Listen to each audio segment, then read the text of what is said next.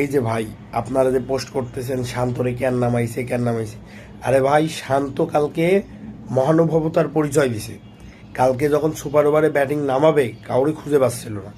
এই রিশাদ গেছে হাঁকতে, এ মাহিদুল ইসলাম অঙ্কন গেছে ফোনে কথা কইতে, তারপরে মনে করেন যে আপনার হচ্ছে যে নুরুল হাসান সোহান এর ঘনমূত্র দেখেন না মাঠে নামলে কিরম করে, এ গেছে ওইদিকে মুততে।